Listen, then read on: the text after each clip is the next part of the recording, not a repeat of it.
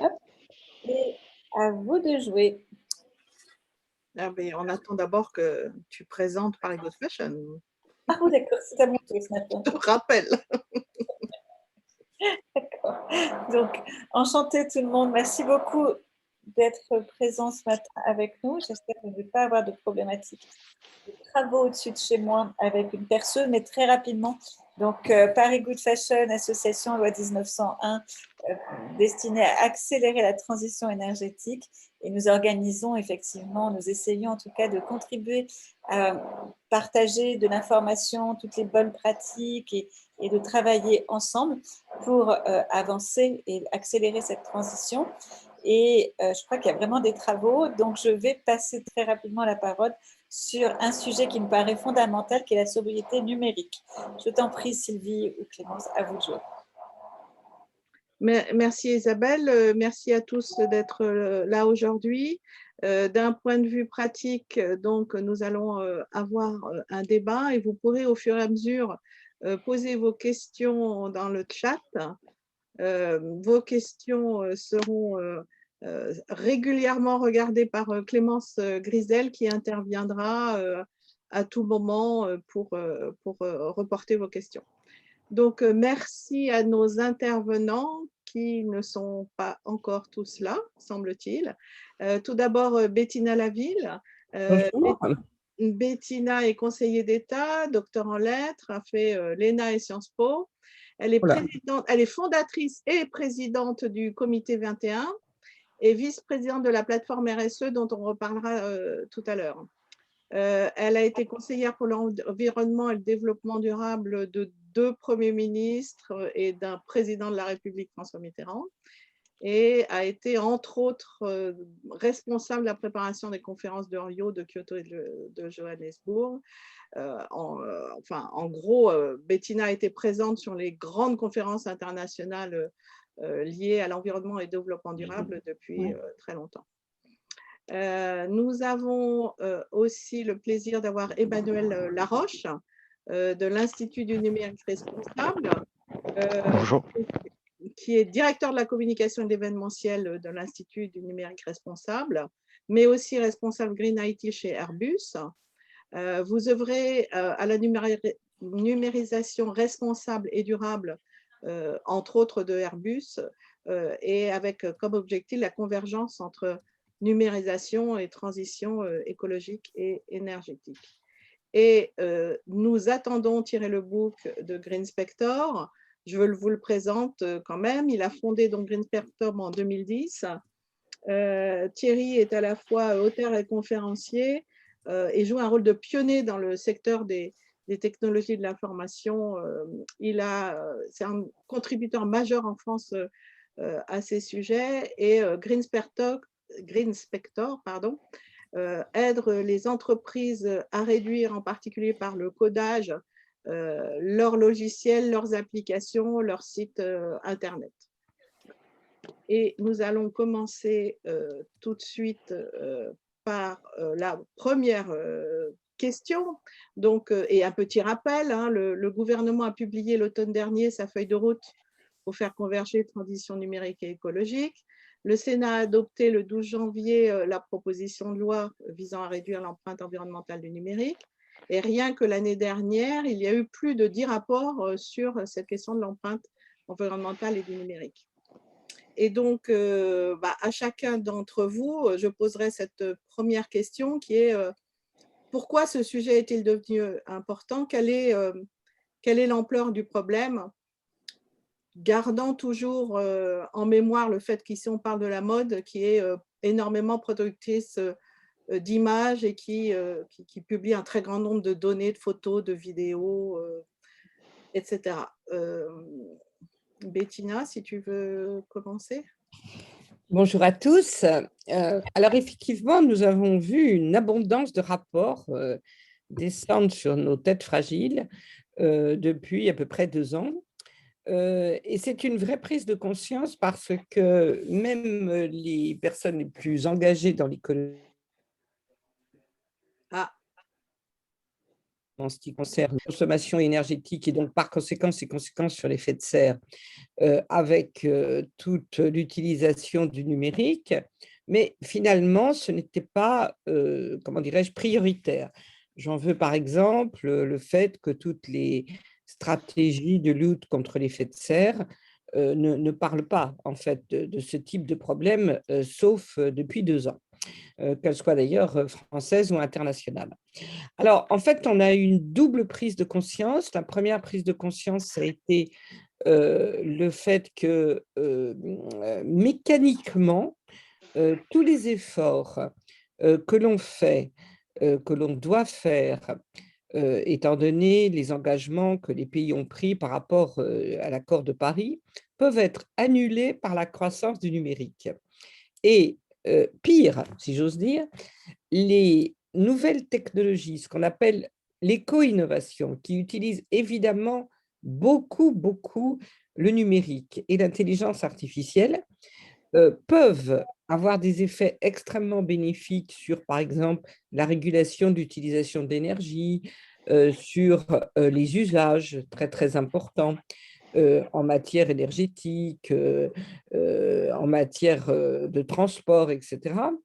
Mais que ces améliorations sont tellement consommatrices d'énergie qu'en fait, il y a un équilibre négatif, voire diabolique, en fait, entre le fait qu'elles font diminuer en matière d'effet de serre les émissions et que, en même temps, elles consomment beaucoup d'énergie et par conséquent annulent ses bons effets.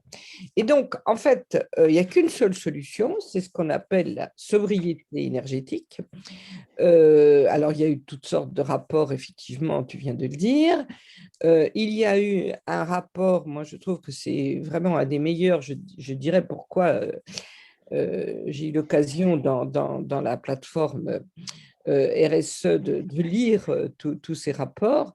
Et en fait, ce qu'il y a de tout à fait frappant, c'est que tous convergent sur la formation du concept de sobriété numérique. Et c'est un concept qu'a validé le Sénat dans une proposition de loi extrêmement intéressante avec présentation de rapports et présentation de mesures tout à fait fouillées. Et donc, le Sénat a présenté toute une batterie de mesures très techniques pour que les usages du numérique soient sobres. Alors, aussi bien au niveau technique avec l'éco-conception, aussi bien au niveau de notre éducation au numérique, toutes sortes de techniques assez faciles finalement, hein, pour que notre consommation ne soit pas redondante. Et en fait, il y a une hésitation au niveau politique, c'est-à-dire que est-ce qu'il faut passer cette proposition de loi en proposition de loi à l'Assemblée, ça manifestement, ça ne m'a pas l'air tranché. La loi climat résilience reprend une seule disposition de tout ce travail, mais la reprend. Et nous, et c'est sans doute à ce titre que je suis là avec plaisir, nous avons dans la plateforme RSE travaillé pendant 1 an et publié 2 rapports, un sur les données numériques et l'autre sur les usages du numérique, tant au niveau social qu'au niveau environnemental. Alors, vous savez tous ce que c'est que la RSE, c'est la responsabilité sociale ou sociétale, ça dépend des très nombreuses versions des entreprises. Et nous avons forgé un concept auquel moi je tiens vraiment beaucoup, qui est la RNE. Alors, ce n'est pas pour le plaisir d'inventer un sigle nouveau, mais c'est que cette responsabilité numérique des entreprises doit être promue. Et en fait, d'ailleurs, je vous renvoie au rapport qui est sur la plateforme RSE et que nous présentons officiellement, je crois que je donnerai la date tout à l'heure, c'est dans un webinaire le 30 mai, me semble-t-il. Mais il est absolument évident que cette responsabilité numérique est aujourd'hui une des déclinaisons de la RSE. Tout simplement parce que, je l'ai dit tout à l'heure, la consommation est exponentielle et pas simplement en matière énergétique, en matière de matériaux, en matière d'eau. Nous insistons beaucoup, beaucoup sur ces sujets-là qui sont moins connus finalement que la consommation énergétique, mais qui laissent une empreinte sur notre planète de plus en plus importante et totalement exponentielle, puisque nous avons, prenez par exemple le plan de relance, tant sur le plan européen que sur le plan français, un volet extrêmement important, 30%, en l'occurrence, de relance verte. Mais aussi, il y a un volet extrêmement important sur le numérique. Donc, en fait, en matière de consommation, de production d'émissions, là aussi, ça peut s'annuler. Donc, il y a une seule solution, c'est la pratique à la fois, enfin, comment dirais-je, la mise à l'honneur de la sobriété numérique et aussi la pratique d'une responsabilité que doivent avoir les entreprises et évidemment les entreprises de la mode. Toute la sobriété dans la mode, c'est un grand concept. Hein, je veux dire, comment peut-on être sobre dans la mode? Je crois que très au-delà de numérique, c'est un sujet qui véritablement occupe tout ce secteur de l'industrie, mais avec la multiplication en particulier des plateformes, avec la multiplication des usages virtuels de la mode, qui sont d'ailleurs, qui font l'objet d'un très grand engouement, eh bien la mode est un secteur finalement, on n'y pense pas en première approche, mais extrêmement concerné, pardon, et donc, la mode doit forger sa propre RNE, sa propre responsabilité numérique. Merci Bettina. Juste quelques mots. La plateforme RSE donc, a été créée par le Premier ministre dans le cadre de France Stratégie. Donc, elle publie un certain nombre de rapports liés à la responsabilité sociale des entreprises. Et donc, les deux rapports dont parle Bettina, vous pouvez parfaitement aller sur le site et les télécharger. Et j'ai vu que Guylaine Yerso, qui était rapporteuse de ce travail, vous a mis les dates du webinaire sur ce sujet. Donc, revenons à l'importance et à l'ampleur du problème du numérique avec cette vision de la mode. Emmanuel Laroche, je vais donner la parole, mais je crois que Thierry Lebouc, entre-temps, est arrivé. Oui, je le vois. Donc, Thierry, ce sera à vous. Après, on a commencé. Voilà. Désolé. Donc, je vous en prie. Emmanuel, oui, ben je vais rejoindre tout à fait ce qui a été dit par Madame Lavilla. Hein. Le numérique, aujourd'hui, pour donner quelques chiffres, on estime que c'est 4% des émissions de CO2 globales de la planète. On estime que c'est le deuxième secteur le plus polluant après l'industrie pétrochimique. Alors, ce qui est marrant, c'est qu'il y a une compétition sur cette deuxième place entre l'industrie textile et justement l'IT. Donc, ça dépend en fait des critères environnementaux. Et ça va faire partie des choses très importantes à réaliser dans l'empreinte environnementale du numérique. Et je parle bien d'environnemental et pas que énergétique. C'est qu'il faut considérer ces impacts-là selon plusieurs critères. Le critère réchauffement climatique est clairement la priorité. On est tous d'accord là-dessus. Mais en termes de soutenabilité du numérique, il y a plein d'autres critères à prendre en compte, en particulier l'épuisement des ressources qu'on appelle les ressources abiotiques, c'est-à-dire les ressources, pour simplifier, les ressources non renouvelables. Tous les métaux critiques, toutes les terres rares dont on entend parler, on entend parfois les énergies renouvelables être discréditées par leur utilisation de terres rares ou de métaux rares. Clairement, il y a beaucoup plus de métaux rares et de terres rares dans l'IT que dans les énergies renouvelables. Donc là, il y a un faux débat et le taux de recyclage est vraiment très préoccupant. Donc, il s'agit de considérer l'empreinte environnementale et pas que énergétique. Donc, c'est pour ça que je suis énergéticien de formation. Il a fallu que je me remette en question en travaillant sur le numérique pour parler réellement d'empreinte environnementale, de prendre en compte tout le cycle de vie et pas que la consommation énergétique. Même si je rejoins tout à fait ce que disait Madame Lavilla, aujourd'hui, tous les efforts d'efficacité énergétique faits sur l'électricité, avec les éclairages LED, avec des moteurs électriques de plus en plus performants, etc. Tout ça est compensé par la montée en puissance de l'IT. Donc, on a un grand glouton qui mange les économies que font tous les autres. Et ce n'est pas comme ça qu'on va pouvoir faire une transition. Merci beaucoup. Donc, Thierry Lebouc, je vous ai présenté hein, pendant que vous, techniquement, vous essayez de nous rejoindre. Et donc, on se pose actuellement la question de l'ampleur de la question du numérique et de son empreinte environnementale au sens très large, et avec cet œil de la mode qui utilise beaucoup d'images, beaucoup de vidéos pour se faire connaître, d'autant plus en ce moment pour les défilés, etc. etc. Effectivement, le secteur de la mode, comme beaucoup d'autres secteurs, n'échappe pas à ce développement du numérique de manière générale dans nos usages au quotidien, bien sûr, mais voilà, dans nos usages professionnels et tous les usages, on va dire, de publics divers et variés, tirés aussi par l'avènement de nouvelles technologies, de nouveaux viviers d'innovation. On parle beaucoup de blockchain, on parle beaucoup d'éléments, on va dire, qui tirent aussi le numérique vers des nouveaux usages, parfois tirés par l'industrie, bien sûr, du numérique en tant que tel, pour nous faire davantage consommer, plus de temps de consommation, plus de moments de consommation.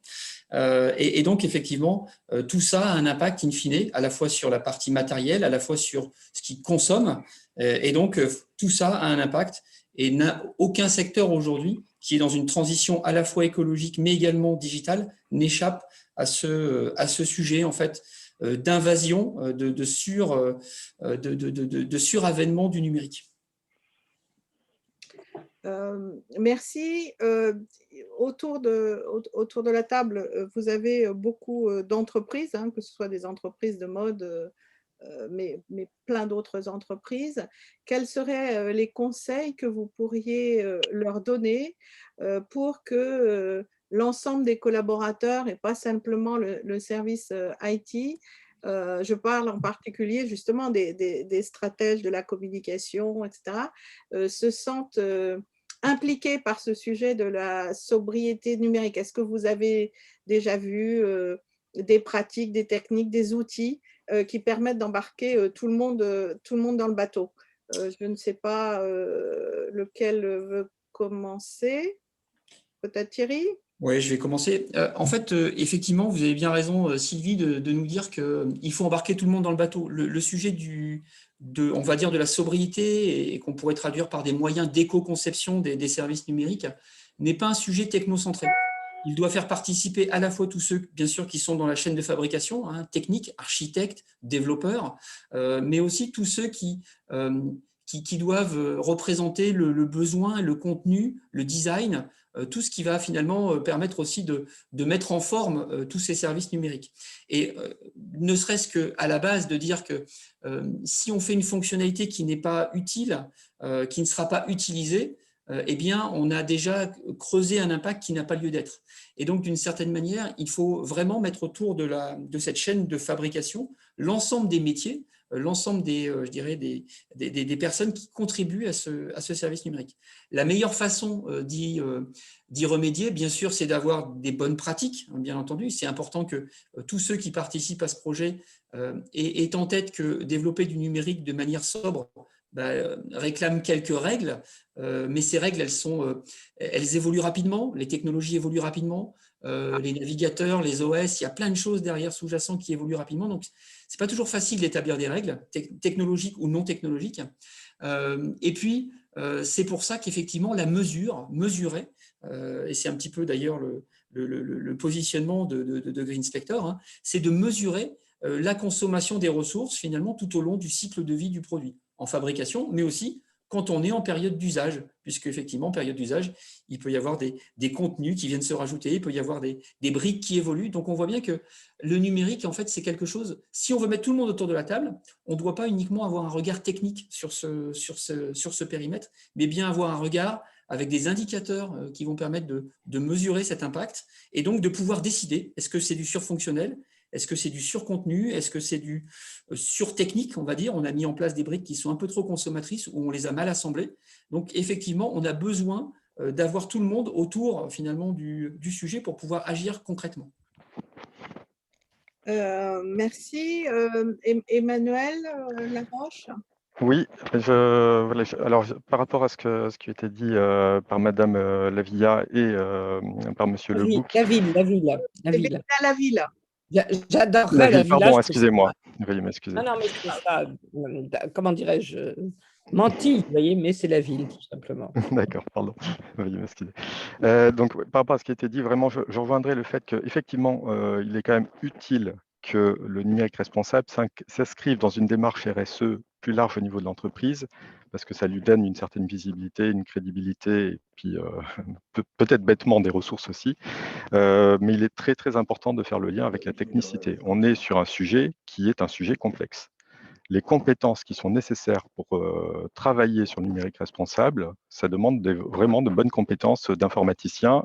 Souvent, dans l'informatique, on a les personnes qui font le soft d'un côté, les personnes qui travaillent plus sur le hard et data center de l'autre. Et pour faire discuter les deux, c'est pas toujours facile. Or, si on veut mesurer l'empreinte environnementale du numérique, comme le disait Monsieur Lebouc, il faut faire le lien entre les deux. L'impact, il est clairement lié au hard. Mais si la finalité, c'est pas de faire du hard, la finalité, c'est de faire du soft. Et pour donner quand même un ordre d'idée du travers dans lequel on est tombé et qu'on appelle l'obésiciel, fatware en anglais, si on considère ne serait-ce que Windows, l'operating system qui est quand même le plus répandu, lorsqu'on regarde les OS qu'on avait dans les années 90 et qu'on regarde par rapport à Windows 10 aujourd'hui, la puissance informatique qui a été nécessaire pour les faire tourner a été multipliée par 115. Est-ce que vous avez le sentiment que le service rendu a été multiplié par 115? Moi, je vous dis tout de suite, si on revient à Windows 98, pour faire tourner Word et Excel, je vais très bien me débrouiller, ça ira.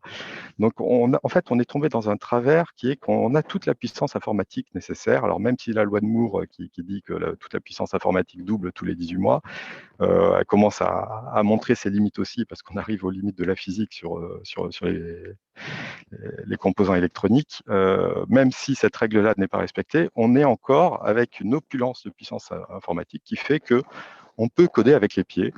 À un moment, ça va bien finir par marcher, quoi. Donc, on fait des batchs sur batchs, etc. Et d'un point de vue sobriété numérique, on n'y est pas du tout. Donc, voilà, il y a des bonnes pratiques à redécouvrir que connaissent les anciens de l'informatique. Dans votre smartphone, vous avez largement la puissance qu'il a fallu pour envoyer un homme sur la Lune. Attention, Est-ce que Emmanuel. c'est vraiment utile?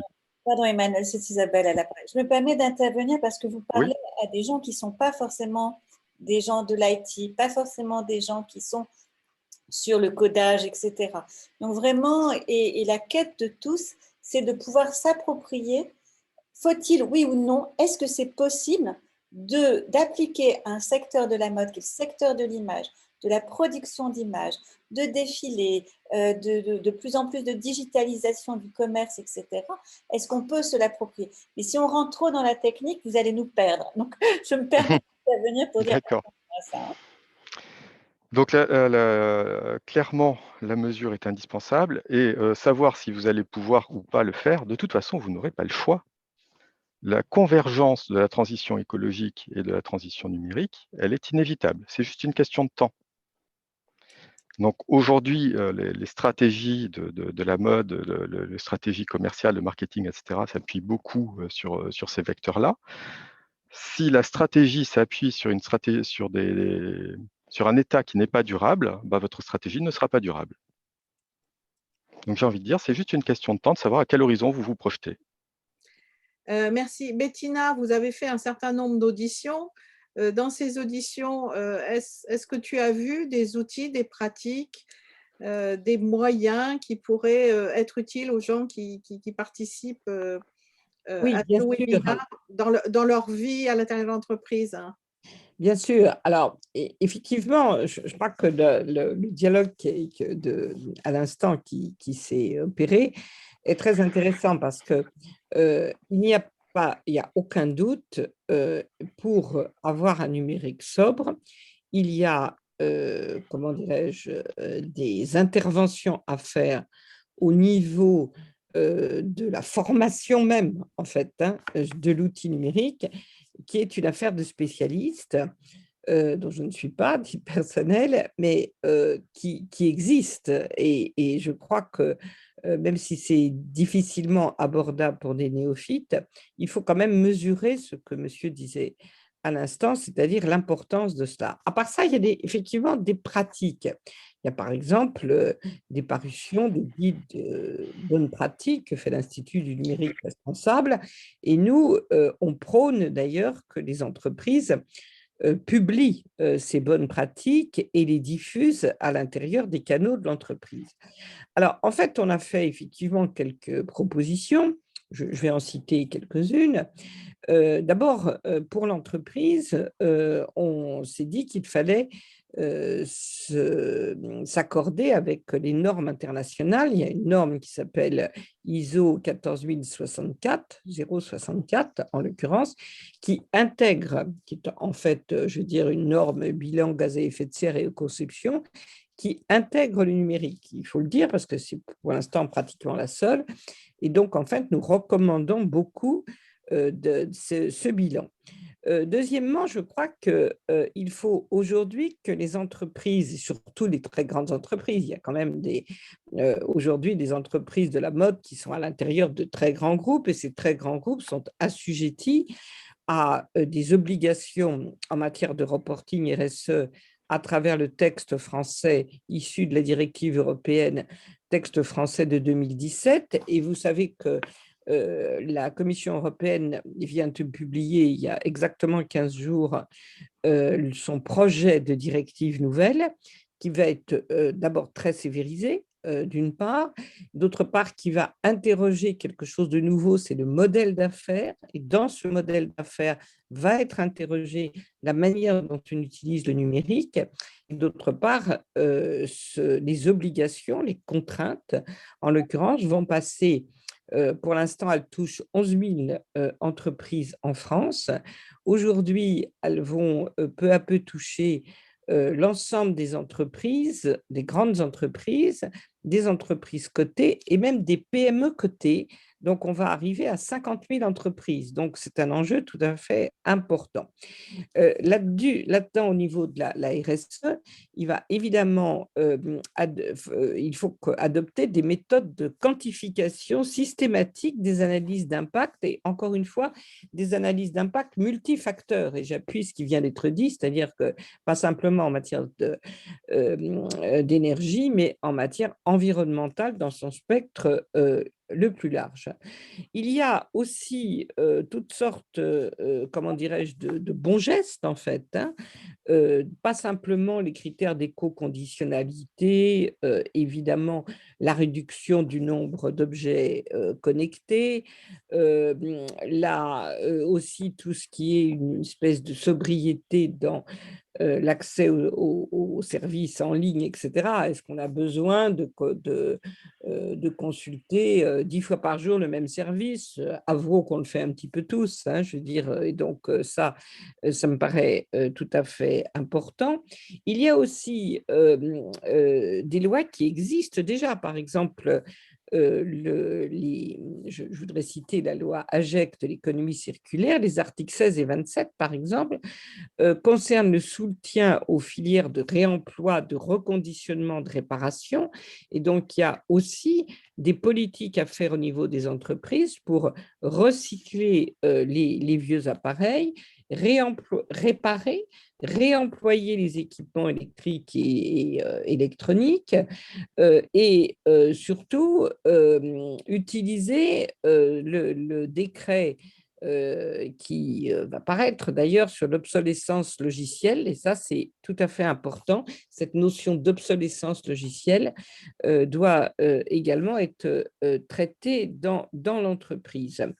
Alors, il y a aussi une sensibilisation de tous les collaborateurs, très, très importante. Vous savez, la part éducative et la part de sensibilisation est extrêmement importante, en particulier chez les jeunes, parce que finalement, des gens de ma génération, on a aujourd'hui, quand on travaille évidemment une pratique du numérique, en plus depuis la pandémie encore plus importante, mais nous avons dû finalement nous apprivoiser à cette technique que nous ne connaissions pas lorsque nous avons fait nos études ou au début de notre travail. Il n'en est pas du tout pareil pour les jeunes qui sont nés avec le code, si j'ose dire, hein. Et par conséquent, eux trouvent que c'est un instrument tout à fait naturel et ils ne pensent pas en fait à l'économiser, sauf évidemment les jeunes les plus concernés par la transition énergétique. Parfois, d'ailleurs, il faut bien le dire, ne font pas le lien entre les deux. C'est-à-dire que vous avez des gens extrêmement engagés dans la transition énergétique qui font des marches pour le climat, mais qui sont accrochés tout le temps à leur smartphone, à leur ordinateur, qui regardent tout en streaming, etc. Enfin, je veux dire, ça, c'est vraiment un des, je dirais, une des contradictions, un des paradoxes de l'engagement. Donc, nous disons qu'il faut à l'intérieur de l'entreprise des formations initiales et des formations continues. Il faut aussi, en fait, que toutes les initiatives qui limitent les impacts environnementaux soient absolument encouragées, et ça concerne beaucoup le secteur de la mode, en particulier les acteurs du marketing, de la publicité, qui évidemment emploient des stratégies digitales, et ça, on sait bien que ça ne va pas s'arrêter, mais il y a des manières d'utiliser les stratégies digitales qui sont plus ou moins énergétiques, enfin lourdes sur le plan énergétique. Enfin, moi, ce que je voudrais aussi dire dans toutes ces recommandations, c'est qu'il n'y a pas que l'environnemental, et ça a été un peu la richesse du travail qu'on a fait ensemble avec tout un groupe de travail, Ghislaine Hierceau et Geoffroy de Vienne, qui étaient les rapporteurs du groupe que j'animais. Et en fait, on a beaucoup insisté aussi sur le volet social. Et ça, je voudrais dire que c'est tout à fait important parce que vous savez, la RSE, c'est la déclinaison de l'économique, de l'environnemental et du social.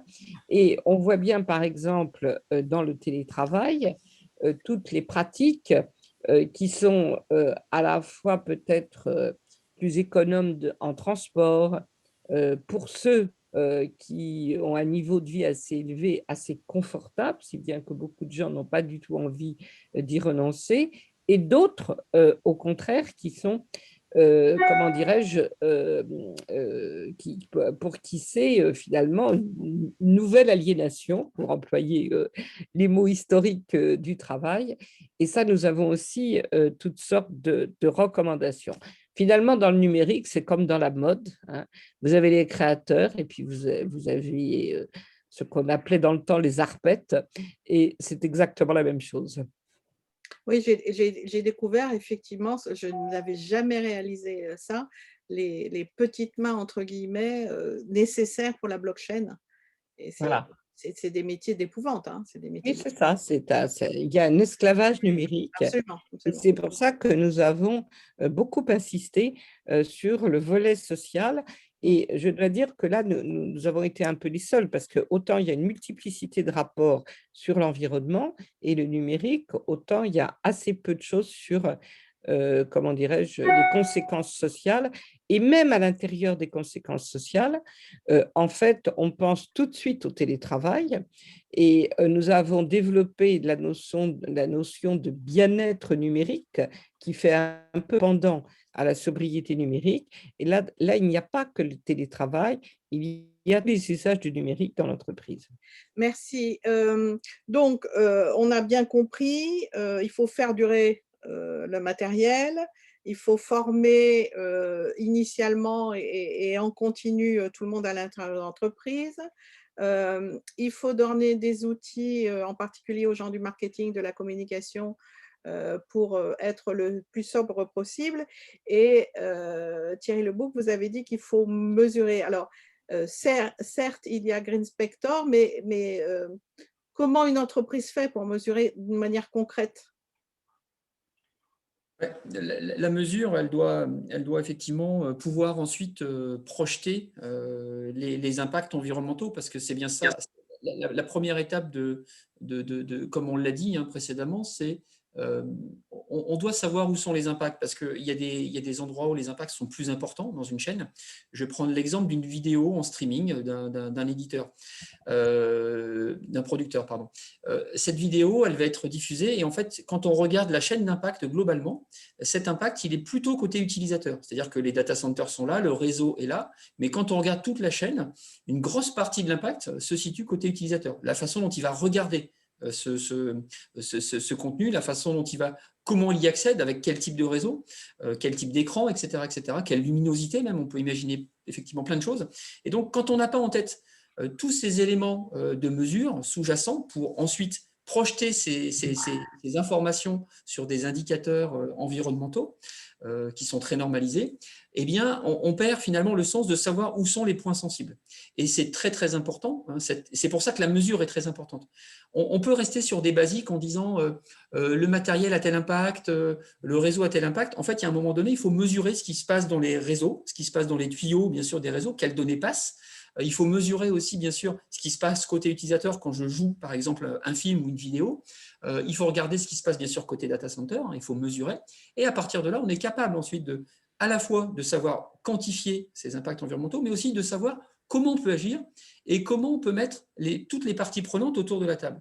Dans le cas d'une vidéo, comme les gros impacts sont plutôt côté utilisateur, je ne dis pas que les concepteurs n'ont rien à faire, mais ils sont plutôt côté utilisateur, eh bien, il va falloir dialoguer avec eux. Là, on n'est plus sur de la formation, on est sur de la sensibilisation. Comment je dois accéder finalement à mon service numérique? Eh bien, je dois faire attention à la manière dont je m'y connecte et avec quel type d'écran je m'y connecte. Donc, on voit bien que d'ici, il va falloir finalement intégrer aussi les consommateurs d'informations dans la chaîne finalement d'impact. Et donc, ça, c'est un point très important.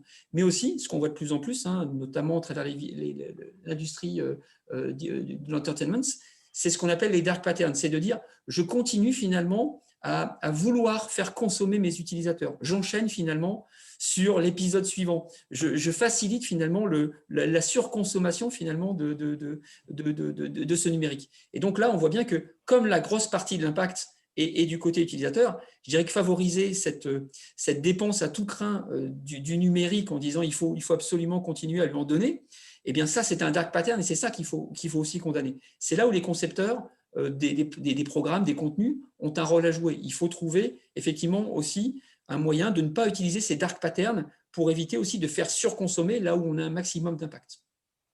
Donc, oui, donc si je comprends bien, il y a effectivement formé encore sur ces sujets-là et puis engager donc la conversation avec son client, avec son utilisateur, un petit peu comme le monde de la mode et aussi commence à le faire aussi sur l'impact environnemental et social des produits qu'elle vend. Donc, on retient cette idée de commencer le dialogue avec le client.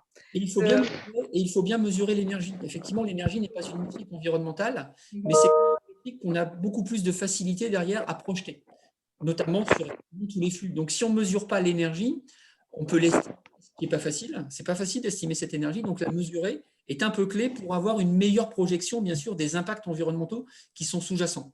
Voilà. Et donc, c'est effectivement, on commence à avoir des outils. GreenSpector existe depuis 10 ans, mais il y a d'autres outils qui commencent à arriver, qui commencent à permettre de mesurer cet impact sur l'ensemble de la chaîne, que ce soit côté serveur, data center, mais aussi côté client.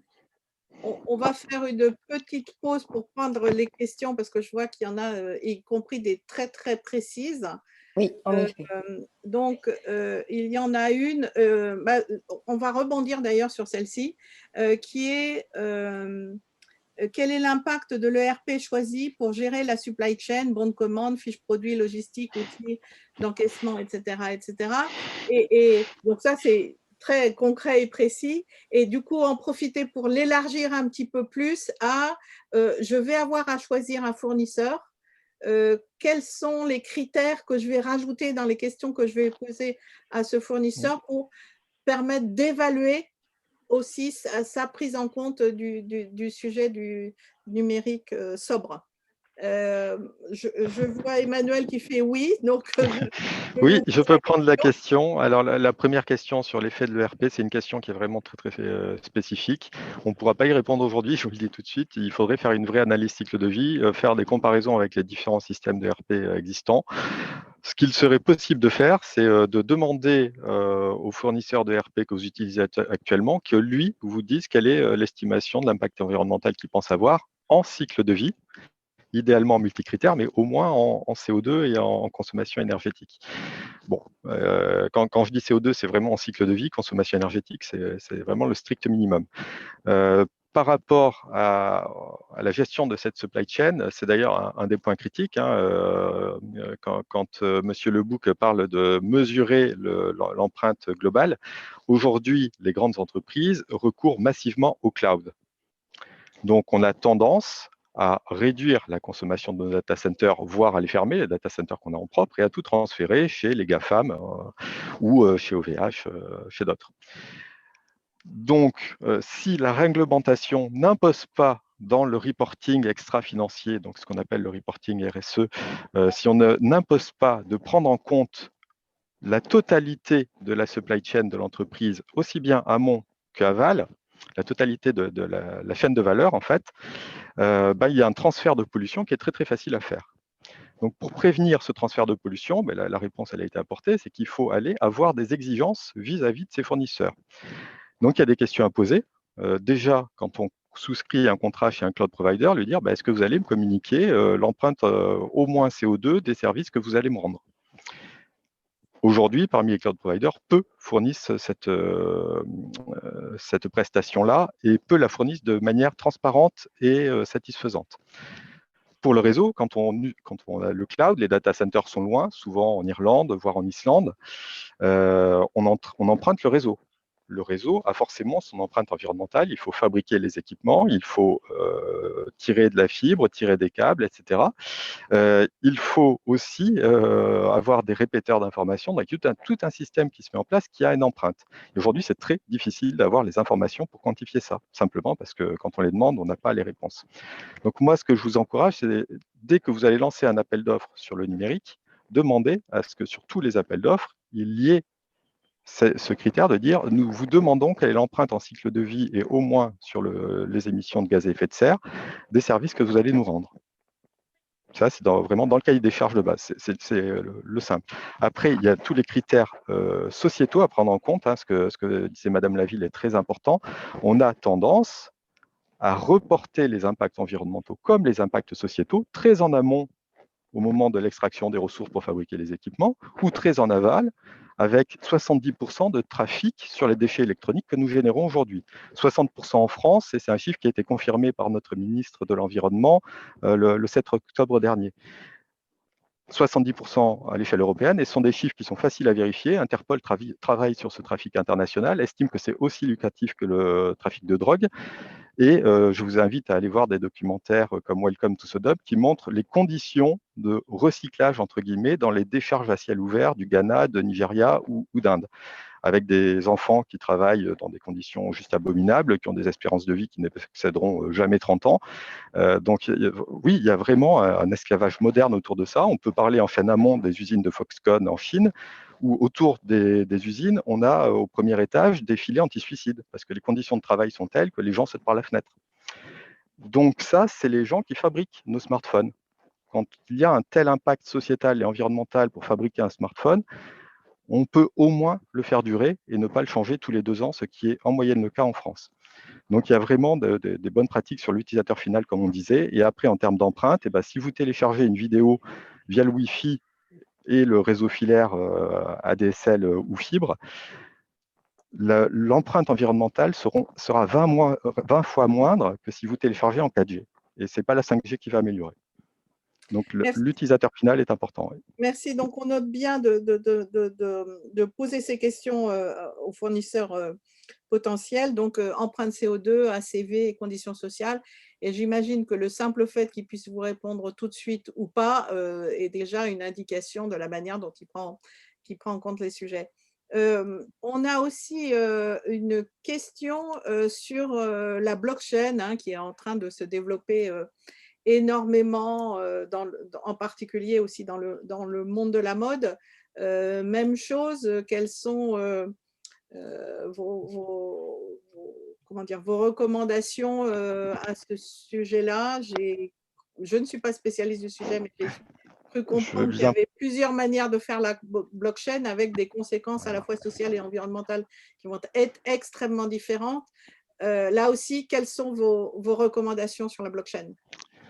Alors, je veux bien prendre la question. La blockchain, c'est un des détestables singuliers qu'on utilise dans l'IT et qui reflète un pluriel. Il n'y a pas une technologie blockchain, il en a des dizaines et j'aurais bien du mal à vous en faire la liste, pour le pire comme pour le meilleur. Ce qui est simple, c'est le pire, ça on le connaît bien. Le Bitcoin, c'est clairement ce qui est de pire. Il y a eu une étude qui a été publiée par Cambridge qui a quantifié les impacts, c'est juste faramineux. Après, on peut utiliser la blockchain pour des choses beaucoup plus vertueuses. Il y a une entreprise qui a développé ce qu'on appelle une Sunchain, qui a pour but d'aller tracer, lorsqu'on a des énergies renouvelables sur des habitations à loyer modéré, de pouvoir faire bénéficier les foyers qui sont dans ces habitations-là et qui souvent sont des foyers exposés à la précarité énergétique, qui puissent bénéficier d'une énergie qui est souvent moins chère que l'énergie du réseau. Donc, il faut assurer une traçabilité pour dire, ben voilà ce qu'on a produit comme énergie grâce aux panneaux photovoltaïques sur la toiture du bâtiment, et voilà ce qui a été consommé par les utilisateurs et que la facture le reflète. Donc ça, ce sont des usages vertueux, il faut encore mesurer leurs impacts. Moi, j'ai essayé d'avoir la mesure d'impact de ces solutions-là, je n'ai pas eu. Donc, il faut tout le temps quantifier quel est le bénéfice, quel est l'impact. Et quand on vous présente la blockchain comme étant une solution, ben, posez la question. Quel est l'impact? Si vous n'avez pas de réponse, vous aurez une idée de la maturité. Merci. Quelqu'un veut rajouter quelque chose, Thierry, là-dessus? Pas directement sur la blockchain. Moi, je reviens sur l'exigence, et ça rejoint un petit peu le sujet de blockchain. Si on veut mettre en place une blockchain, c'est l'exigence qu'on doit fixer à son partenaire. Quand on développe un nouveau service numérique, il est important d'être concret sur ce qu'on attend et comme résultat. On demande un service sobre, mais ça veut dire qu'on est d'accord pour deux choses. La première chose, c'est finalement, je suis d'accord pour faire partie de cette sobriété. C'est-à-dire que si je demande des choses qui sont alambiquées, complexes, non sobres, finalement, fonctionnellement, ergonomiquement, etc., finalement, vous demandez à un partenaire de faire quelque chose que vous-même, vous n'acceptez pas, d'une certaine manière. Donc, c'est important que vous soyez embarqué dans cette chaîne-là. La sobriété, ce n'est pas qu'une question du partenaire avec lequel vous avez travaillé. Vous vous embarquez dedans également. La deuxième chose, c'est que derrière, il faut savoir que la sobriété répond à une logique de coût, finalement, de qualité, puisque finalement, vous allez apporter de la qualité à un produit que vous allez utiliser, vous allez faire utiliser par vos utilisateurs finaux. Donc forcément, quand vous développez un service numérique, vous devez vous dire que vous allez augmenter la qualité de votre produit potentiellement que vous allez développer, par exemple. Et donc, c'est important de savoir que derrière la qualité, il y a aussi un coût. Donc, il faut savoir accepter un coût associé finalement à cette qualité. Je vais faire attention, finalement, je vais poser une exigence. Et tout au long de mon projet, quand je vais le développer, quand je vais le mettre en œuvre et quand ensuite je vais le déployer, eh bien, je vais avoir finalement, je vais devoir valider que cette sobriété est respectée. Je vais devoir valider que finalement, à toutes les étapes du produit, je vais le mesurer, je vais le tester et je m'assure finalement qu'il est conforme à ce que j'attends. Et donc, tout ça, ben forcément, a un coût. On est précautionneux, on fait attention et on aura probablement un meilleur résultat comme ça. Merci. Alors, il y a une question encore sur le lien mode et sobriété numérique et l'usage qu'on en fait. Je crois qu'il y a des représentants de la Fédération de la haute couture et de la mode qui a travaillé sur ce sujet-là. Est-ce que vous voudriez dire quelque chose sur les travaux que vous avez faits là-dessus? Bonjour Sylvie, Léonore de la Fédération de la haute couture et de la mode, je pense que ce message je vais t'adresser. Voilà. Oui, effectivement, alors nous, j'écoutais avec grande attention, en fait, merci beaucoup d'ailleurs, c'est très intéressant. Ce que je comprends, c'est effectivement sur la mesure. Nous, concrètement, en tant que plutôt que acteurs ou en tout cas utilisateurs de ces vidéos-là, on va manquer d'une référence commune ou d'un référentiel commun pour mesurer ces impacts. Donc aujourd'hui, à date, on a déployé un outil de mesure d'impact environnemental, social et économique de la Paris Fashion Week, donc avec l'idée que chacune des maisons pourrait mesurer son impact pour chacun de ses défilés ou de ses événements. Et on a intégré l'aspect communication digitale en prenant en compte la consommation énergétique liée à l'usage. Donc, on a conscience qu'il y a une grande limite méthodologique dans ce qu'on fait. Néanmoins, à date, c'est les seuls éléments qu'on peut mesurer, puisque les maisons ont, eux, comme données primaires, le nombre de vues, le poids de leurs vidéos et les pays de visionnage, etc. Donc, c'est plutôt international. Et le nombre de vidéos, bien sûr, ou de publications. Et donc, justement, au regard de ces données-là, nous, la seule chose qu'on est en mesure de pouvoir mesurer, c'est donc la consommation énergétique qui est associée et ainsi l'impact sur le climat. Et on a bien conscience que la limite méthodologique qu'on a là, c'est justement qu'on ne parle pas de plus largement impact sur l'environnement. Et j'écoutais justement au départ, avec grande attention là-dessus, qu'il peut y avoir un transfert de pollution, qu'on ne prend pas en compte les ressources abiotiques, etc. Est-ce que, et moi, c'est une question plus largement, au regard de ça, est-ce qu'il y a un référentiel qui est en cours ou est-ce qu'on l'attend? Est-ce qu'au niveau international, est-ce qu'il y a un moyen d'y pallier ou en tout cas d'avoir des premières mesures afin de réduire cet impact-là? Est-ce que l'un d'entre vous veut répondre à cette question? Non, il n'y a pas pour l'instant de référentiel pour votre industrie, ça c'est clair.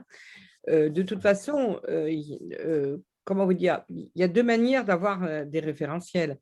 Il y a inclure, c'est pour ça que j'ai parlé de cette norme, inclure dans les référentiels existants le numérique. Pour l'instant, c'est vraiment plus que balbutiant. Ou alors inclure un référentiel numérique global qui s'applique à toutes les industries. Et voilà, donc je pense que en fait, c'est un travail auquel doit s'atteler votre fédération en lien avec tous les spécialistes, en lien avec peut-être l'Institut du numérique responsable, etc. Parce que c'est à construire, enfin, sous le contrôle de tout le monde, je pense que c'est à construire.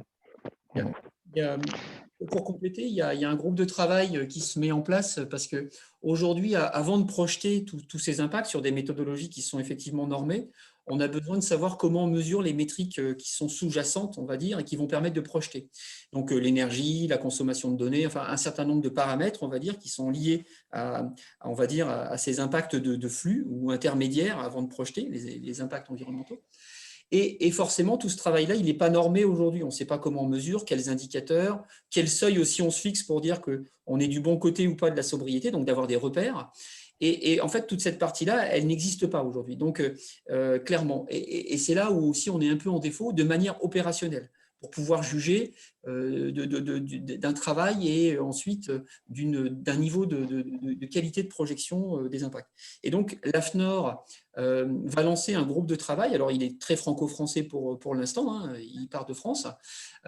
Et son objectif, c'est de produire une spec AFNOR d'ici la fin de l'année pour définir quels sont les indicateurs à mesurer, comment on les mesure, et peut-être de commencer à positionner des seuils pour pouvoir définir ce que sont comment on se situe finalement et pouvoir commencer à normaliser et pouvoir mettre des exigences, pourquoi pas demain dans les cahiers des charges. Donc on voit bien que ces travaux sont indispensables aussi pour se positionner et ils sont tout nouveaux, hein. Ça fait des années qu'on en parle, mais pour l'instant on n'avait pas forcément agi. Et autour de la table, il y aura l'INR, il y aura un ensemble d'acteurs qui vont participer à ce groupe de travail, qui vont permettre de porter ça, pourquoi pas, vers l'ISO et l'international demain. Merci. Alors, je vais peut-être compléter un petit peu la réponse pour… Pardon. Non, je me posais justement… Oui, allez-y. Vous allez certainement compléter. Allez-y. Je voulais juste compléter un petit peu ce qui a été dit. Madame Laville parlait tout à l'heure des normes ISO 14064. En fait, la 14064 fait partie de l'ensemble des normes 14000. Alors moi, je ne suis pas un gros fan de tout ce qui est normalisation. On en a beaucoup et il y aurait de la simplification à faire. Mais les normes ISO 14000, moi, je les trouve très pertinentes. Et parmi toutes les normes qui existent, 50001 sur l'efficacité énergétique, 26000 sur la RSE, qui traite un morceau d'environnement, mais pas de manière suffisamment complète. La 14001 me paraît quand même très pertinente, et pas uniquement parce que Airbus est certifié ISO 14001, parce qu'elle oblige dans les exigences à mesurer les empreintes environnementales en cycle de vie.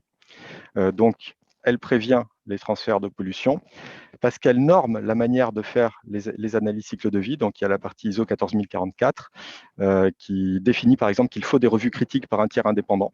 Donc, il y a une certaine objectivité qui est recherchée et on ne peut pas faire n'importe quoi parce que le tiers indépendant, s'il fait n'importe quoi, il va se discréditer sur le marché du travail. Donc, ces normes-là me paraissent quand même très abouties et si on veut s'inscrire dans une démarche, je pense que c'est pas mal. On pourrait prendre le groupe Pierre Fabre, alors qui n'est pas dans l'industrie de la mode, mais qui est dans la cosmétique, qui est certifié selon la norme ISO 26000, ce qui est très difficile parce qu'en fait, il n'y a pas vraiment de référentiel de certification sur cette norme RSE. Ils sont fait certifier par EcoCert quand même. À ma connaissance, c'est le seul grand groupe qui a eu cette démarche-là. La norme 26 000 n'est pas certifiable. Voilà, mais ils ont quand même été. Pierre Fabre a été certifié par EcoCert. Donc, oui. EcoCert leur a délivré la conformité vis-à-vis de cette norme. Donc, il y a quand même des démarches possibles là-dessus. Mais l'ISO 14001, pareil, voilà, si on veut aller au bout de la 26 000, il faut que sur l'environnement, on soit à 14 000. Pour moi, ce n'est pas possible autrement. Donc, il y a quand même un cadre qui existe. Après, attention, parce que le numérique, c'est vraiment complexe. En termes d'architecture informatique, c'est vraiment, on a des choses qui sont difficiles à appréhender. Et donc, on est obligé de simplifier la manière dont on appréhende ces normes, simplement pour avoir des résultats. On a essayé, nous, de faire une analyse cycle de vie sur notre calcul scientifique. Donc, Airbus, on est parmi le top 100 de la puissance informatique pour le calcul scientifique. C'est 2 data centers qui sont dédiés uniquement à ça. On a fait l'analyse. Le data center, il ne va pas bien. Non, c'est dommage parce que c'était très intéressant. Oui, mais bon. Cela dit, je le rejoins complètement sur l'ISO 14001 qui, pour moi, est la base que toute entreprise devrait commencer par mettre en place. C'est l'ISO 14001 avant de faire des choses qui sont beaucoup… c'est pas possible. Donc, je ne peux pas cartographier toutes les applications qu'on… On vous a perdu un… Ah, on l'a complètement perdu, là. Oui, ça y est, je crois que c'est revenu. Revoilà. D'où l'enjeu d'avoir… Je pense qu'on a un petit problème avec Emmanuel Laroche. Alors, très rapidement, il y a des questions très techniques. Je vous les pose, vous avez la réponse ou pas. Que pensez-vous des outils suivants? Greenly, Hello Carbo, JCI, Carbonalizer. Est-ce que vous connaissez et qu'est-ce que vous en pensez? Et on en profite, et du label numérique responsable de l'ADEME. On fait un lot. Alors, il est revenu, voilà. Pardon. Je veux bien prendre la question sur le label, puisque le label, en fait, il est émis par l'agence Lucie. Ce n'est pas le label de l'ADEME. Hein, l'ADEME reconnaît le label de l'agence Lucie, qui est reconnu par l'Institut du numérique responsable. Et à ma connaissance, c'est le seul label sur les organisations aujourd'hui qui est en place.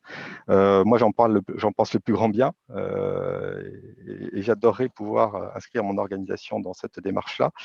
Il y a beaucoup de choses, beaucoup d'outils qui sont sur le site de l'Institut du numérique responsable qui vous permettent d'initier la démarche depuis la simple sensibilisation de 30 minutes jusqu'à la démarche de certification label numérique responsable. Et entre les deux, il y a plein d'étapes. Merci. Je suis entièrement d'accord avec ça. Ce que je voudrais dire, c'est pas parce que quelqu'un en est membre, mais l'Institut du numérique responsable est extraordinairement pionnier. Je veux dire, a vraiment fait un travail considérable.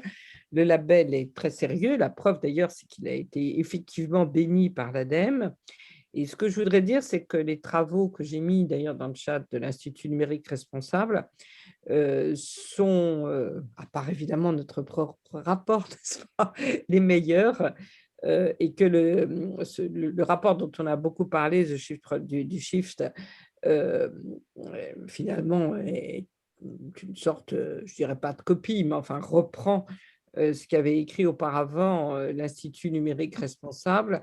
Pour les gens qui m'ont donné du rapport aussi, le dernier rapport sur l'environnement produit par le CNUM, le Conseil du numérique responsable, que vous trouvez sur le site, et je l'ai mis également, je crois, est très intéressant, ainsi que le dernier rapport de l'ARCEP, en l'occurrence. On mettra sur le site de Paris Good Fashion un certain nombre de rapports, comme voilà. le demandait. Pardon. Alors, je voulais juste poser une question parce que entre le rapport du Shift Project et les rapports de l'IAE, il y a un petit peu des contradictions. sur en fait la croissance, la mesure et la décroissance qui est apportée par la gestion des data centers. Est-ce que par rapport à ces différentes sources qui n'ont pas la même analyse, vous avez un point de vue? Alors, moi, j'en ai un, mais qui est très personnel. L'honnêteté m'oblige à le dire. Je trouve que le rapport du Shift Project comment dirais-je, est beaucoup trop euh, ancré sur la simple énergie, en l'occurrence. Et effectivement, les méthodes de calcul ne sont pas les mêmes. Voilà. Si vous voulez, à partir du moment où vous considérez que le nucléaire vous sauve de tout, qui est la doctrine du Shift Project, évidemment, vous considérez que les impacts en matière énergétique peuvent se résoudre. Et en fait, à chaque fois que le Shift Project publie quelque chose, c'est sous cet éclairage. Donc, c'est pour ça que moi, j'ai ça n'empêche pas la qualité, si vous voulez, mais l'éclairage n'est pas assez révélé au début du rapport. D'accord, Merci pour cette Alors, réponse. Thierry, peut-être, je voyais que vous… Oui, effectivement. Enfin, nous on trouve qu'effectivement, le Shift Project a amené quelque chose, en tout cas, permet en tout cas d'éditer un certain nombre de choses, des méthodologies aussi, une approche très top-down où on mesure finalement la donnée qui transite, par exemple, dans les réseaux, et puis on regarde la consommation énergétique liée à tous ces appareils qui permettent de véhiculer la donnée. On arrive effectivement à quelque chose qui est intéressant puisqu'on arrive à un équivalent CO2 finalement par octet parcouru, par octet dans le réseau. Donc c'est intéressant. Cette démarche-là est intéressante, elle permet d'avoir des repères. Après, forcément, les angles méthodologiques qu'on va avoir selon les organisations vont peut-être apporter des différences parce qu'on est sur quelque chose qui est extrêmement complexe. Les opérateurs eux-mêmes n'ont pas forcément les réponses à toutes ces questions, alors que c'est eux qui transportent cette donnée. Donc on voit bien que ce n'est pas si simple. Néanmoins, le reproche que je peux faire par rapport à ça, c'est que nous, on est rentré finalement dans le sujet concrètement sur la vidéo. Voilà. Donc, on l'a fait avec Canal+, et on a mesuré plein de choses. On a mesuré une partie du réseau qui maîtrise, on a mesuré dans le data center, on a mesuré la consommation sur les devices utilisateurs et plusieurs devices, une télé, un smartphone, on a mesuré voilà, plein de choses avec plein de conditions différentes, et on a reconstitué finalement l'ensemble de la chaîne et des facteurs d'émission finalement en se servant de cette méthodologie un peu du Shift Project, mais en améliorant les facteurs d'émission. Et on se rend compte qu'effectivement, il y a, parce qu'on est rentré concrètement dans un sujet, on est venu mesurer quelque chose, on a instancié finalement ce modèle, mais sur un cas très particulier, où on se rend compte qu'effectivement, les méthodologies de projection, notamment sur la partie réseau, étaient complètement disproportionnées. En fait. Voilà, elles étaient trop importantes dans le Shift Project. C'est Si je peux rajouter quelque chose, moi, ce qui me paraît tout à fait important, c'est d'élaborer une norme, un référentiel au niveau européen.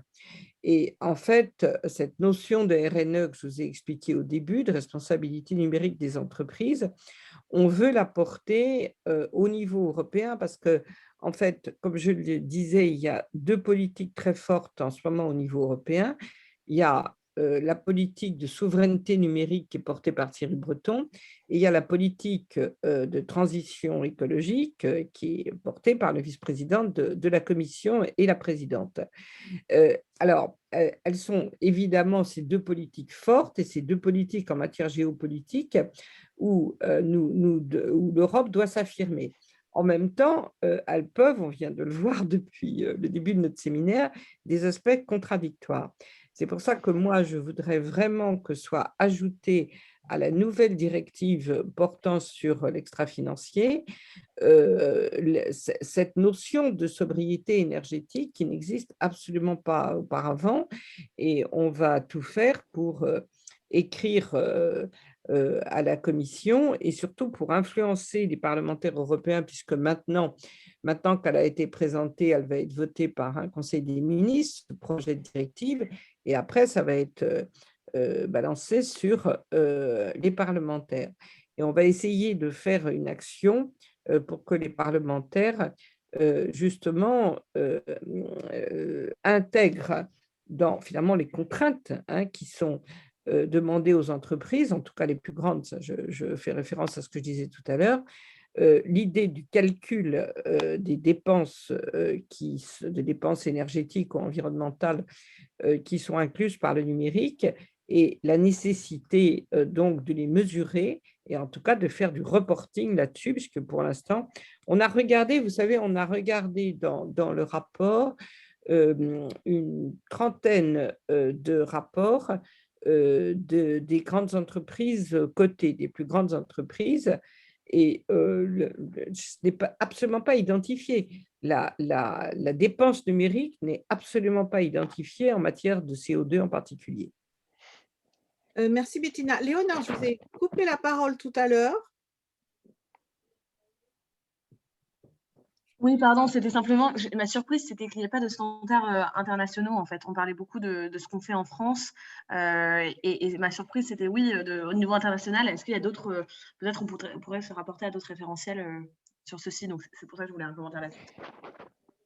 Ah non, c'est la seule norme qu'on vous a citée, c'est celle qu'on vous a citée, qui est globale en l'occurrence, mais il n'y a pas de standards internationaux pour l'instant. Oui, pour la mesure, oui, tout à fait. Et je veux bien prendre la question sur l'aspect international. Donc aujourd'hui, il faut constater que le terme même de sobriété numérique, on l'entend en France, on l'entend dans les pays francophones, en Belgique et en Suisse qui ont un INR. On va commencer à l'entendre au Québec et au Canada, mais quand je discute avec les entreprises internationales qui regardent un petit peu ce qui se passe aux États-Unis ou dans les pays anglophones, le terme de sobriété ferait rire beaucoup de monde, c'est-à-dire qu'ils percevraient encore la sobriété comme étant une opposition au développement du business, ce qui à mon avis est une erreur. Mais voilà, il y a une spécificité française sur la prise en compte de ce sujet-là. Aujourd'hui, voilà, la direction du numérique et d'autres organismes d'État essaient d'aller chercher les instances européennes sur cette question-là. On a pu voir le 7 octobre que la ministre allemande de l'Environnement veut lancer un plan sur le numérique responsable, avec quand même un plan d'action qui ressemble furieusement au plan d'action français. Aujourd'hui, moi j'ai un scope qui est européen, donc je regarde ce qui se passe en Espagne, en Angleterre et en Allemagne. En Allemagne, je n'arrive pas à identifier d'institut comparable à l'Institut du numérique responsable. Et même lorsque je contacte des instituts qui seraient de manière plus générale sur le développement durable, j'ai beaucoup de mal à identifier des interlocuteurs. En Angleterre, j'arrive à contacter ICT for Sustainability, par exemple, qui est plus une fédération d'universitaires. Et on voit que les universités se préoccupent de ce sujet-là. Harvard a présenté ses actions sur le sujet Green IT. D'ailleurs, je parlerai plus de Sustainable IT que de Green IT pour bien prendre en compte la dimension sociétale.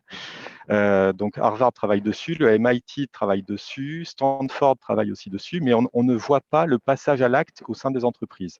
Et ça, c'est une grosse différence. Et enfin, pour revenir quand même sur les spécificités françaises, oui, nous avons aussi un mix électrique qui est très spécifique. Ce qui fait qu'une analyse cycle de vie qui est faite pour la France, il ne s'agit pas d'aller la calquer et penser qu'elle va donner les mêmes résultats en Allemagne ou encore pire en Pologne ou je ne sais où en Europe. Le mix électrique français est une exception du fait du parc nucléaire principalement. Et on a pu le voir en 2019 où lorsqu'on a dû arrêter les centrales, le contenu carbone de l'électricité s'était pris 20%. Donc il y a vraiment des conclusions qui sont spécifiques et je tiens quand même à souligner la qualité des travaux du Shift Project, même si je vous rejoins sur le fait que le CO2 ne devrait pas être le seul critère pris en compte, ça reste le critère principal. Ils utilisent les méthodologies de bilan carbone, donc qui sont une partie d'une analyse cycle de vie. C'est pas une analyse cycle de vie multicritère, mais c'est quand même une approche globale qui est très satisfaisante. Et donc les travaux qu'ils ont fait, clairement, l'INR n'aurait pas été capable de faire l'étude qu'a fait le Shift Project. Donc on est complémentaires. Je n'ai pas contesté la qualité. Non, je sais bien. J'ai contesté l'angle. L'angle Tout à fait. L'angle pro-nucléaire. Tout à fait. Je le rejoins. Alors, je sais, voilà, ils sont pro-nucléaire. Moi, qu'ils soient pro-nucléaire, à la limite, je pourrais dire, aujourd'hui, on est héroïnomane aux énergies carbonées, donc peut-être qu'il faut une méthadone pour pouvoir sortir de cette héroïnomanie.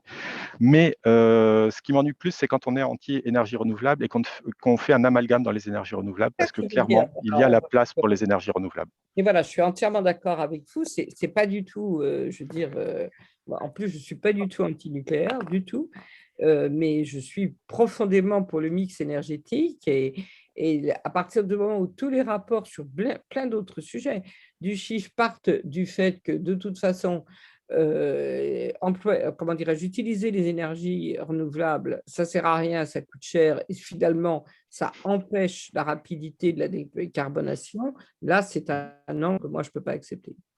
Je ne suis pas sûr que ce soit c'est l'angle de Jean-Marc Jancovici, je ne Attendez, suis pas sûr que ce soit l'angle de tout le on shift. débat là parce que c'est pas le Non, sujet tout à fait. Tout à fait. de notre débat. Malheureusement, je vois pas les gens qui lèvent la main. Il semblerait que il y ait Pascal Dehaye qui a levé la main depuis un moment Mais je crois qu'il Et qui est pas. et qui est parti. Bon, alors comme ça, Ah. tout va bien. Est-ce que du coup, comme je ne vois pas si vous avez levé la main, est-ce qu'il y a des gens qui veulent poser des questions en direct? On a une question de Céline Dassonville qui demande si on peut avoir des informations sur la 5G. Quel est le point de vue des intervenants sur cette technologie? Avant d'attaquer la 5G, pardon, un débat à frontière, etc. Moi, je voudrais apporter une question pour recentrer sur le sujet du secteur de la mode. Effectivement, le secteur de la mode, non seulement est un très gros producteur d'images, que ce soit par la communication, par le commerce, par les défilés aussi, et Léonore et Guillaume peuvent en parler, enfin, c'est des vrais sujets sur cette digitalisation, mais aussi c'est une industrie extrêmement exportatrice et internationale. C'est-à-dire que nous, notre marché, il n'est pas un marché français, c'est peut-être, j'ai peut-être dit des bêtises, mais 10% du chiffre d'affaires et de la présence. Aujourd'hui, l'essentiel est à l'export et en particulier sur l'Asie, en Chine, etc., qui tout le monde très très fort. Donc, et dans une des toutes premières moutures du projet de loi, il y avait quand même l'idée de taxer à un moment donné les images qui a été depuis abandonnées, etc. Est-ce que nous, en tant qu'industrie, quelle position nous devons prendre, peut-être collectivement pour la sobriété numérique? Devons-nous nous impliquer dans des instances, vous parliez Thierry des travaux de l'AFNOR ou des travaux Bettina de l'Europe, en fait, outre les conseils très pratico-pratiques pour les entreprises, etc., nous, au sein de Paris Good Fashion, mais avec la fédération et l'ensemble des acteurs, qu'est-ce que l'on peut faire pour non seulement améliorer les pratiques des uns et des autres, mais aussi peut-être s'impliquer pour accélérer la transition. Pardon Céline, sur la 5G, parce que je sais que c'est un sujet qui va nous emmener très loin. Alors, moi j'ai envie de vous faire une réponse globale. Les enjeux RSE dans la mode sont énormes au-delà du numérique. Et je sais qu'il y a beaucoup de choses qui sont faites déjà. Comment ? Beaucoup de choses sont engagées, en fait. Voilà, c'est ce que j'allais dire. Il y a beaucoup d'entreprises qui engagent déjà des démarches, en particulier autour des notions d'usage, autour des notions de qualité, au niveau des origines des produits, etc.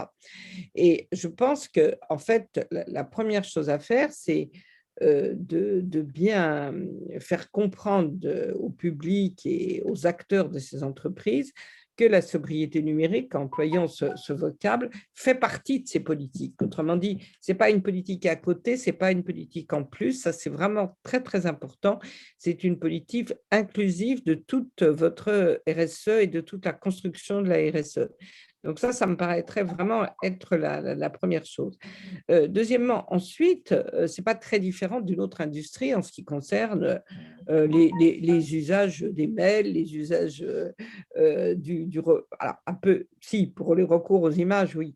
Mais enfin, la maîtrise des usages, c'est un peu comme partout, sauf que là, si j'ose dire, il y a des pratiques qui sont très certainement plus dévoratrice, si j'ose dire, en matière d'énergie. Mais ce qui est, à mon sens, très, très important, c'est le signe que vous tenez compte de cela dans la RSE. Ouais, pour poursuivre, en fait, effectivement, je pense qu'il faut participer à ces travaux qui s'engagent. Je pense que c'est important, effectivement, d'apporter une contribution, d'être dedans plutôt qu'à côté et de ne pas voir peut-être certaines spécificités. Je ne pense pas qu'il y en ait particulièrement. Je pense que on va retrouver des médias riches, on va retrouver des usages innovants, on va retrouver finalement des choses qu'on va retrouver dans l'industrie de l'entertainment, par exemple. Et donc, je pense qu'on va avoir des choses qui sont assez comparables. Donc, je dirais qu'en termes de singularité, Moi, je rapprocherais ça d'autres domaines. Donc, on ne peut pas dire qu'il y ait absolument besoin d'avoir des acteurs qui viennent de ce monde-là. Par contre, je pense que c'est intéressant de le faire pour montrer qu'il y a un engagement du secteur du fashion qui croit aussi à cette sobriété numérique et qui a envie de s'engager. Donc, je pense que c'est aussi plutôt pour la représentativité.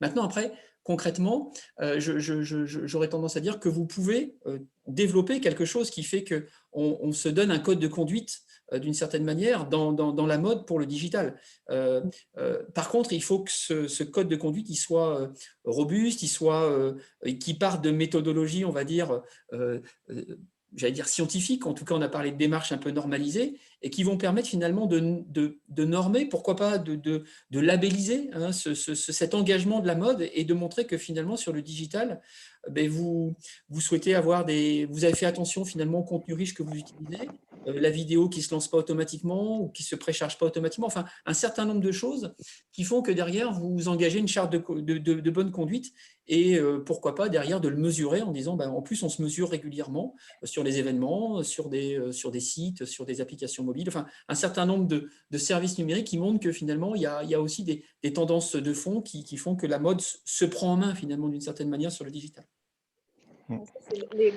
Emmanuel, vous avez peut-être aussi…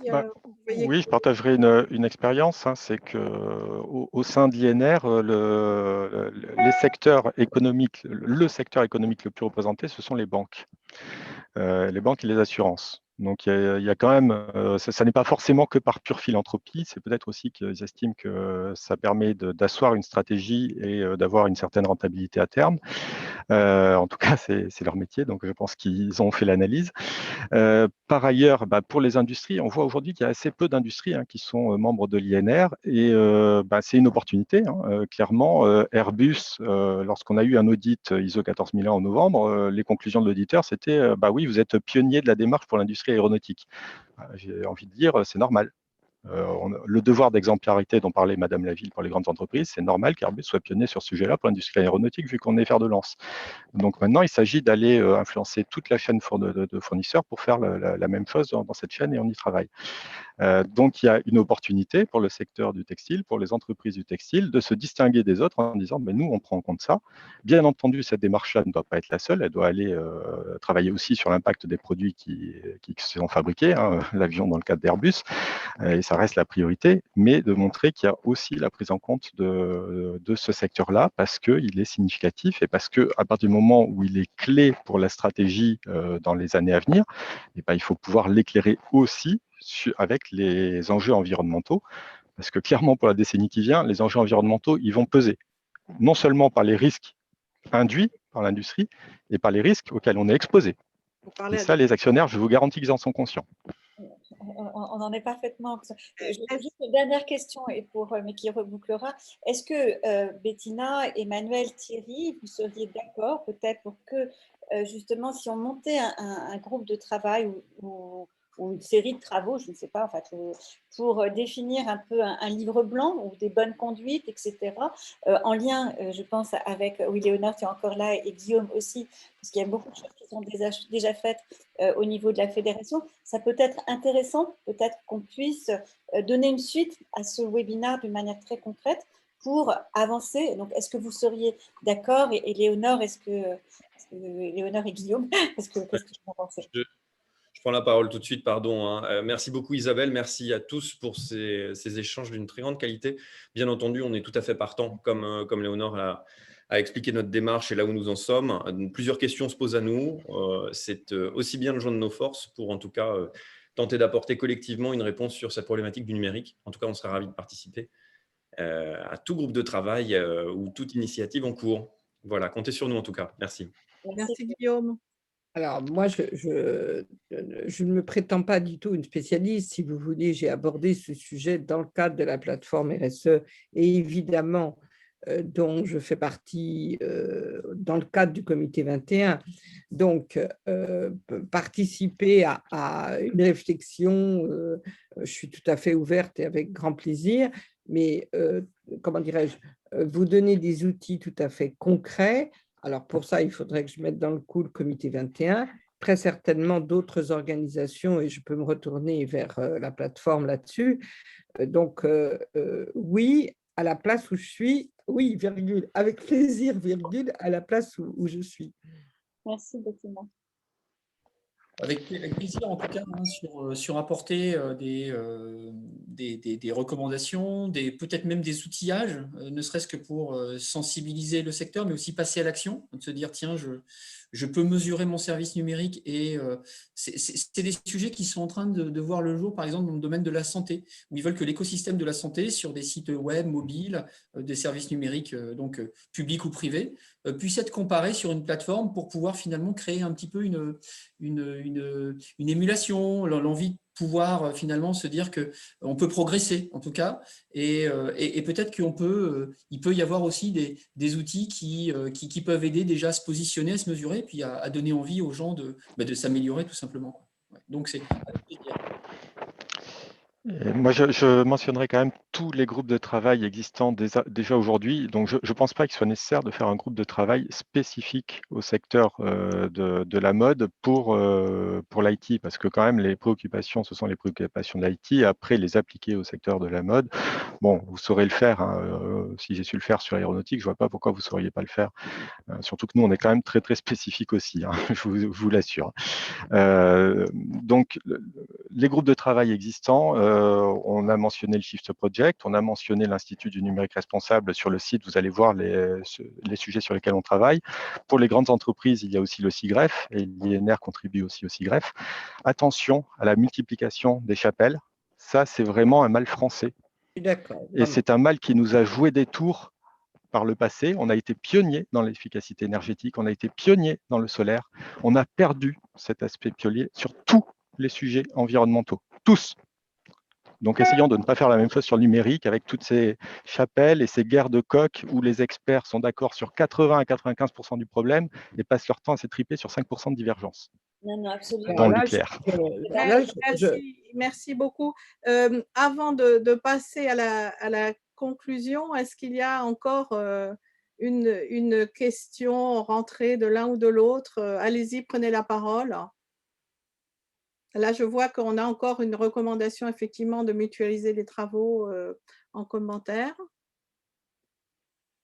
Mais peut-être justement sur la mutualisation des travaux, il y aura des choses à faire. Peut-être Emmanuel, justement, avec les travaux qui sont menés au sein de l'Institut. Voilà, il faut regarder. L'idée n'est pas de recréer une 5e ou une 41e, on est bien d'accord. Mais en tout cas, comment on peut faire en sorte que le secteur, que ce soit les grands groupes qui ont les moyens, mais aussi des plus petites entreprises, des créateurs, mais aussi des consommateurs, hein, puisque les utilisateurs et les gens qui consomment de la mode via le digital sont de plus en plus nombreux. Donc, comment on peut alerter et mettre en place des bonnes pratiques? Donc, si on peut se joindre à des travaux, ce serait formidable. Hein. La réponse est oui, vous pouvez. L'INR a été créé pour ça et on accueille des TPE, des PME, des indépendants. Et des grands groupes. et historiquement, des grands groupes. Écoutez, quelques mots de conclusion, très pratico-pratique, je vais rester que là-dessus. Hein. Donc, je suis une entreprise, je commence par mesurer. Parallèlement, je fais durer les appareils que j'utilise. Je forme, il y a un certain nombre de guides qui existent déjà.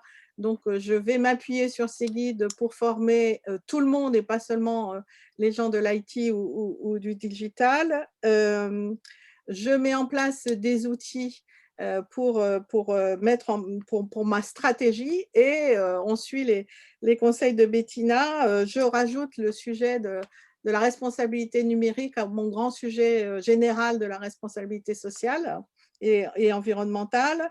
Et je commence le reporting parce que même si aujourd'hui, ça n'est pas une obligation, on sent venir qu'à un moment ou à un autre, ça va l'être, donc autant se préparer là-dessus. Je travaille avec un fournisseur, je lui pose un certain nombre de questions, en particulier en matière de son empreinte CO2, mais encore mieux de son analyse de cycle de vie. Et de ses pratiques sociétales, et rien qu'à la manière dont il va me répondre, je vais déjà avoir une idée de la manière dont il prend en compte ce sujet ou pas. Et enfin, là, c'est plus tous collectivement faire faire un petit peu le tour des endroits qui existent déjà et décliner les travaux qui se font au mode de la mode et pourquoi pas effectivement se créer un code de conduite, un code de pratique digital. Voilà un résumé très Beau court. programme. Voilà. Est-ce que quelqu'un veut encore dire quelque chose avant que je remercie nos interlocuteurs?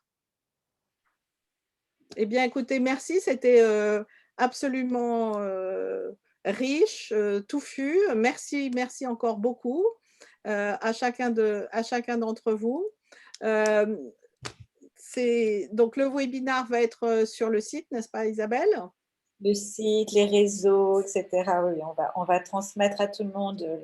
Beaucoup de gens ne pouvaient pas se joindre à nous, mais nous étions près d'une 40aine ce matin. Donc, et on va partager avec tout le monde le replay pour pouvoir…